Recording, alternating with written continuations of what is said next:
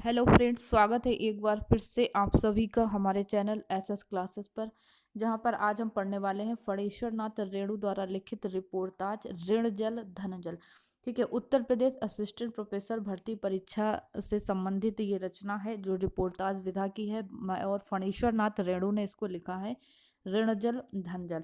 तो इसका हम समीक्षात्मक मूल्यांकन करेंगे। इसमें क्या कौन से बिंदु महत्वपूर्ण है, किस इसका विषय क्या है, क्या इस रिपोर्टाज में वर्णित है। तो जल्दी से सब्सक्राइब कर लीजिएगा चैनल को अगर अभी तक आपने नहीं किया है, जो भी जिससे आपको जो वीडियो आगे मिले उन सभी की नोटिफिकेशन आप तक टाइम टू टाइम पहुंच सके। वीडियो को अधिक से अधिक शेयर कीजिएगा, लाइक कीजिएगा, जिससे अधिक से अधिक लोगों को इसका लाभ भी मिल सके। तो स्टार्ट करते हैं आज की वीडियो को।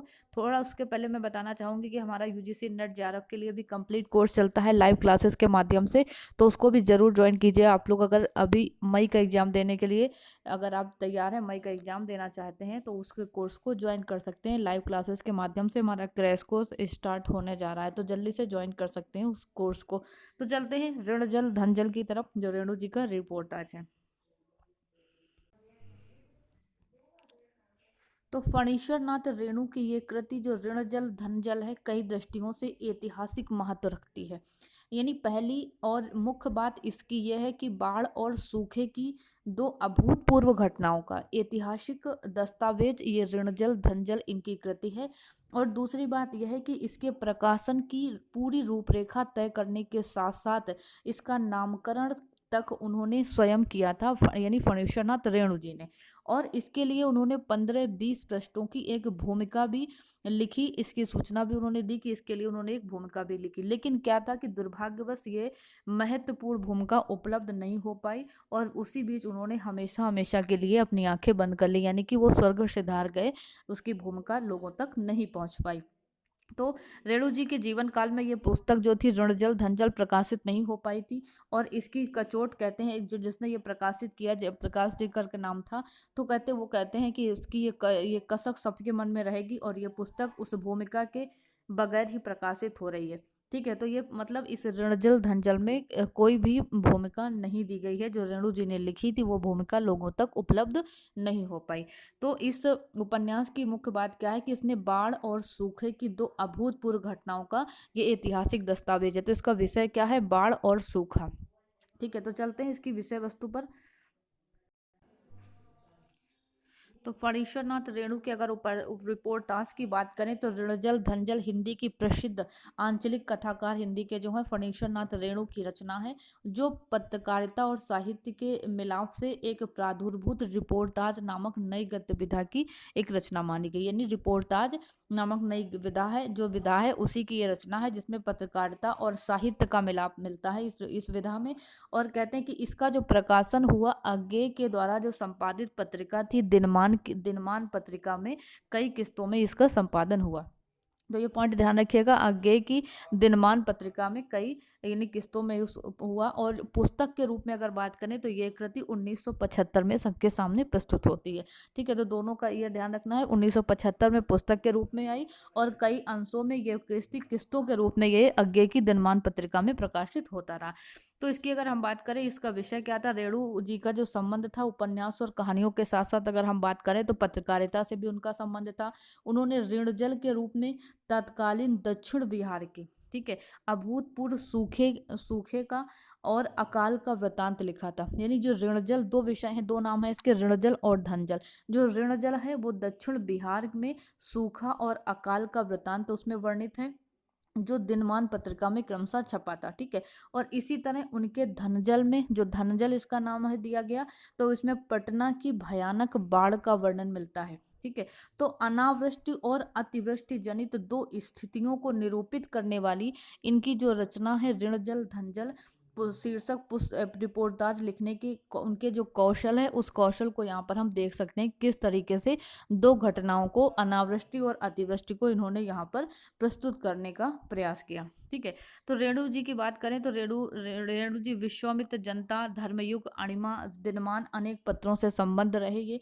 और उनकी ये संबद्धता पत्रकार धर्म और युग धर्म की नहीं कह सकते, यानी कि आंचलिक जीवन मर्म की साहित्यिक गवाही देती है कि ये विभिन्न पत्रिकाओं पत्रिकों से, और ये लोग क्या था, इनका संबंध था। तो सन 1965 से 1967 ईस्वी तक ये दिनमान पत्रिका के रिपोर्टर के रूप में रहे फणीश्वर नाथ रेणु जी। ठीक है।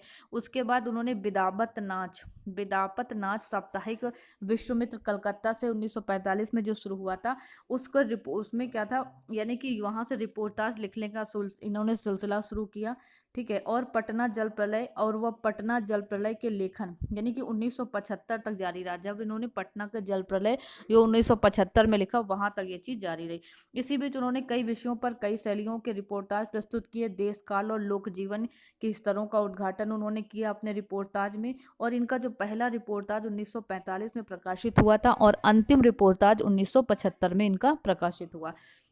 ठीक है। रेणु के कई रिपोर्टाज कई पत्रिकाओं में प्रकाशित हुए, और इनके पत्रिकाओं के मतलब इतने रिपोर्टाज इन्होंने प्रकाशित किए कि इनके पत्रिकाओं के अंबारों में गुम हो गए, यानी मिले ही नहीं। किंतु जो उपलब्ध हैं वे ही प्रमाण कम नहीं है, महत्व उनका भी कम नहीं है। तो रिपोर्टाज को रेणु ने प्राय 30 वर्षों के अपने साहित्यिक जीवन की आरंभ से अंत तक के महत्व को इसमें दर्शाने का प्रयास किया है।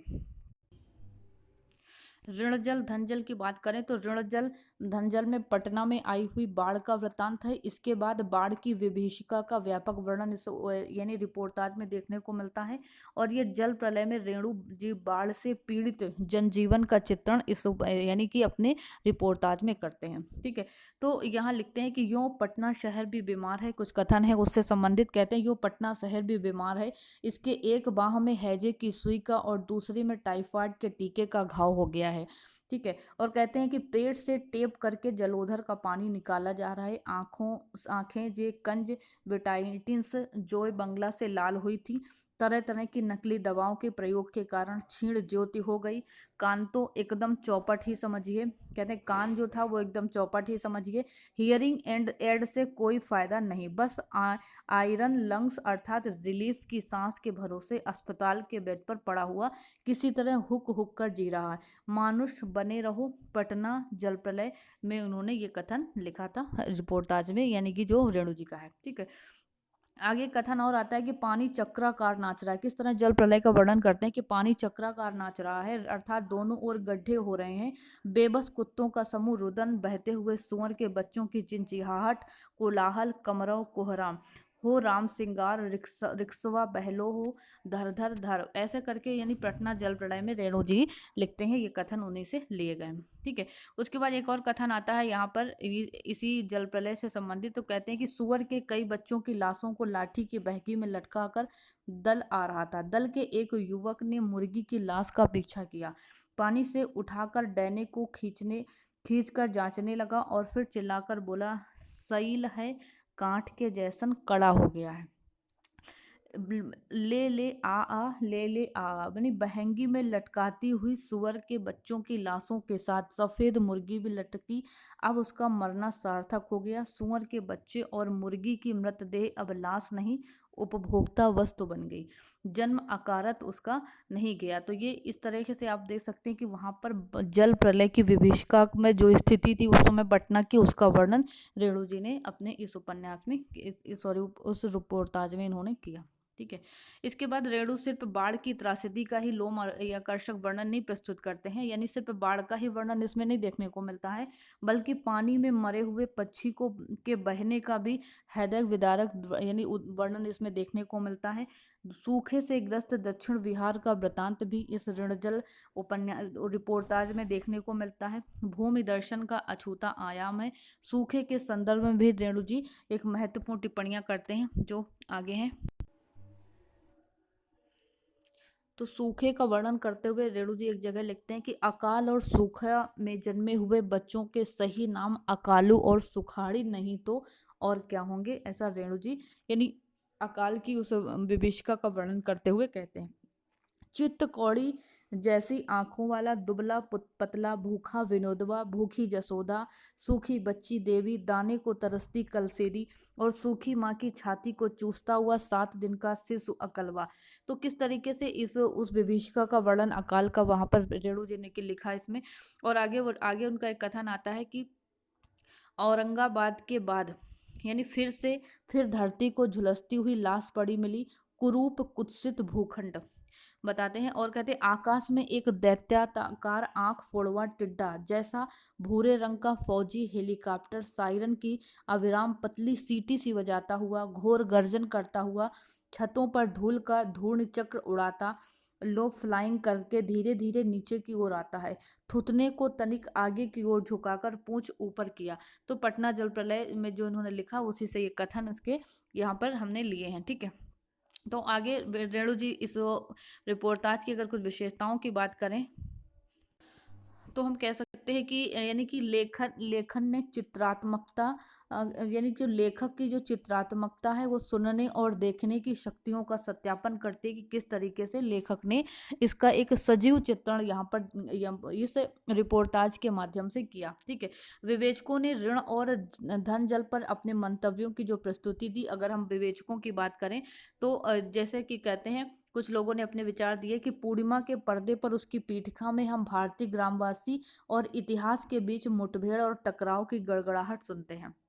ठीक है, एक ऐसा क्षण आता है जब पात्र और पीठिका में कोई अंतर रहता है, दोनों एक दूसरे में इतना गुथ जाते हैं मनुष्य धरती और इतिहास के बीच सीमाएं धुल सी जाती हैं, किंतु आपसी मुठभेड़ से जो बिजली चमकती है बिहार के अवसन्न धूल से भरे आकाश में जो चिंगारी कांदती है, रेणु ने कैमरे की आंखों से उसे अपनी जीवंत यानी फड़फड़ाती तत्कालिकता में पकड़ने की कोशिश की थी। ये निर्मल वर्मा जी का कथन है जो इन्होंने इस ऋण जल धन जल के संदर्भ में अपनी बात कही। ठीक है, तो ये कथन ध्यान रख लीजिए इनको, शायद कभी किसी विद्वान का कथन इससे संबंधित पूछा जाए कि ये किसने ऋण जल के संदर्भ में कहा। ठीक है, आगे एक रघुवीर सहाय जी का एक मंतव्य आता है यहाँ पर कि वो लिखते हैं कि रेणु का देखना एक ही साथ बाहर और भीतर दोनों होता है, यही उनके ब्यौरों का अर्थ देता है। रघुवीर सहाय ऋणजल धनजल की भूमिका में उन्होंने ये लिखा है। ठीक है, तो ऋणजल धनजल के रिपोर्टाज लेखन की पर्यवेक्षण शक्ति के उत्तम उदाहरण हम देख सकते हैं।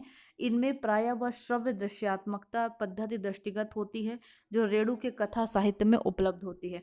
वर्णनों की इंद्रिकता लेखक के कर्तव्य को और बिंब वाली यहाँ पर बनाती है। तो इस प्रकार हम कह सकते हैं कि इस रिपोर्टाज ऋणजल धनजल में रेणु जी ने 1975 की पटना की जो प्रलयंकारी बाढ़ थी उसकी उस विभीषिका का रोमांचकारी वर्णन किया और जिसके वे स्वयं भुक्तभोगी रहे उसका आंखों देखा वर्णन उन्होंने इसके माध्यम से किया। उस कठिन आपदा के समय की मानवीय व्यवस्था क्या थी, यातना को रेणु ने अपने शब्दों के माध्यम से, जो यातनाएं लोगों ने झेली उन्होंने स्वयं महसूस किया, उन सबको उन्होंने शब्दों के माध्यम से साकार किया। तो ऋण जल धन जल में एक कुत्ते की आवाज शीर्षक से उन्होंने पटना की बाढ़ का भी वर्णन किया। कुत्ते की आवाज शीर्षक से वो पटना की बाढ़ का वर्णन करते हैं। तो इस तरह से हम देख सकते हैं कि बड़ी सजीवता के साथ रेणु जी ने इस रिपोर्टाज में अनावृष्टि और अतिवृष्टि के दोनों पहलुओं पर अपना चित्रांकन किया है, जो वाकई में उनकी यानी स्पष्ट उनकी जो लेखन शैली की उनकी विशेषता को यहाँ पर दर्शाता है। ठीक है, तो ये था उपन्यास उपन्यास बोल देते हैं, रिपोर्टाज जो रेणु जी द्वारा लिखित। हमने यहाँ पर उसके कुछ महत्वपूर्ण बिंदुओं को देखा, तो उम्मीद करते हैं आपको काफ़ी कुछ कवर हुआ होगा यहाँ से, जो हमने इसमें रखने का प्रयास किया कि जिसका समीक्षात्मक मूल्यांकन किया कि इस रिपोर्टाज का विषय क्या है, उस विषय वस्तु को हमने आपके सामने प्रस्तुत करने का प्रयास किया। वीडियो कैसा लगा जरूर बताइएगा, अधिक से अधिक शेयर कीजिएगा, लाइक कीजिएगा, जिससे अधिक से अधिक लोगों तक ये पहुँच सके। मिलते हैं कल फिर एक महत्वपूर्ण विषय को लेकर। Thank you.